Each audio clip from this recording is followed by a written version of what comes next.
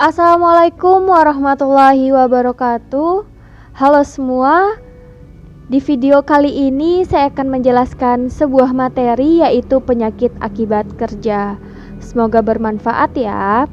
Sebelumnya saya akan memperkenalkan diri saya. Perkenalkan, nama saya Aisyah Syawala Amanah Rianto dengan NIM 20156131006 dari kelas 1A D3 Akuntansi.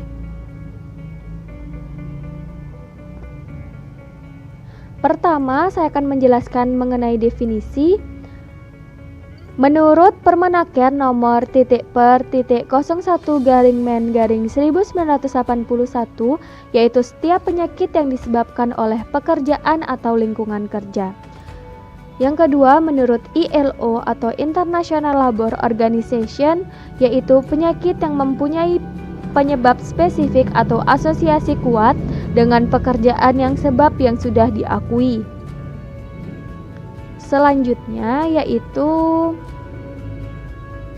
dasar hukum. Yang pertama, Perpres nomor .7 tahun 2019 tentang penyakit akibat kerja.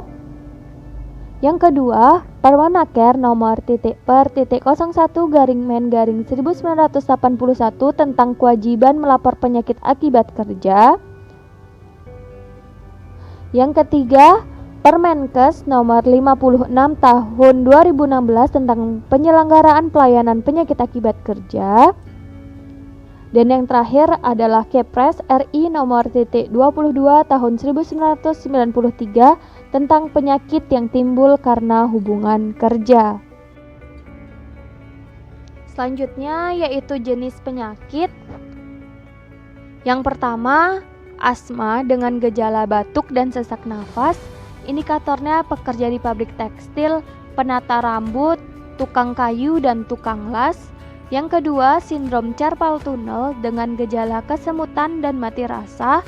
Indikatornya pekerja kantoran yang sering mengetik, pengemas barang, penjahit, dan pekerja bangunan. Yang ketiga, dermatitis kontak. Gejalanya ruam merah yang gatal, kering, dan bersisik. Indikatornya pekerja kantoran yang sering mengetik, pengemas barang, penjahit, dan pekerja bangunan. Pekerja yang berisiko yaitu yang sering bersentuhan dengan zat kimia.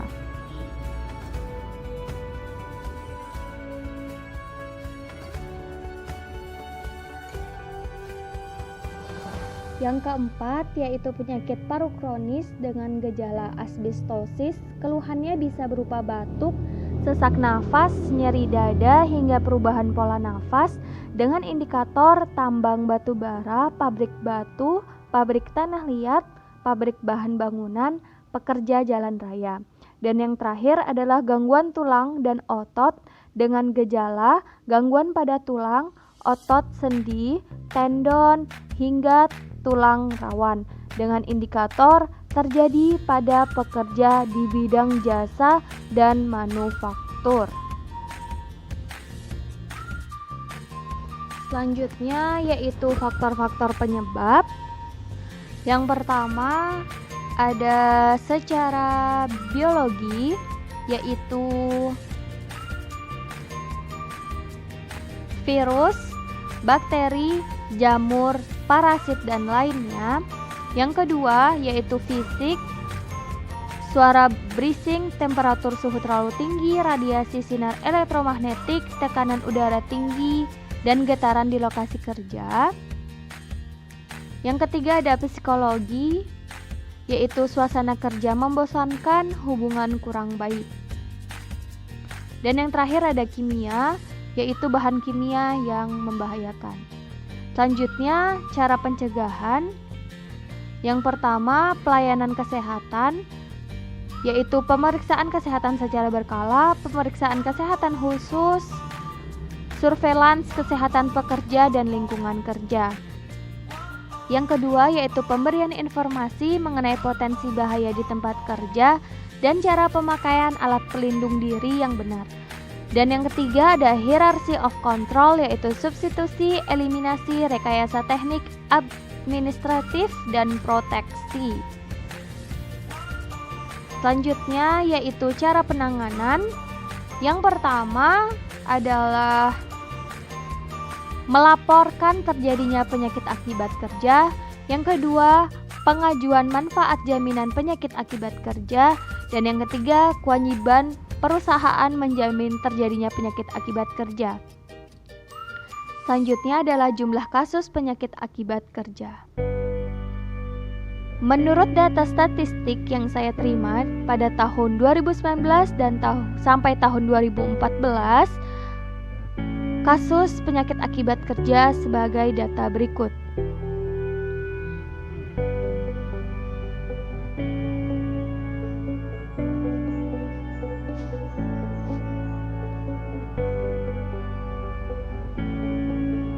Selanjutnya yaitu penyakit akibat kerja.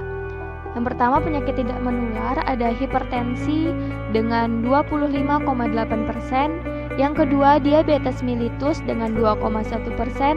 Yang ketiga, penyakit paru obstruktif kronik dengan 3,8%, kanker 1,4%, obesitas sentral 26,6%, penyakit jantung koroner 1,5%, stroke 1,21%.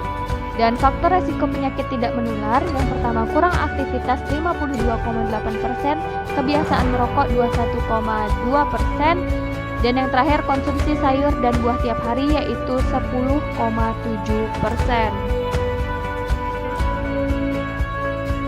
Selanjutnya saya tayangkan sebuah video mengenai contoh kecelakaan akibat kerja.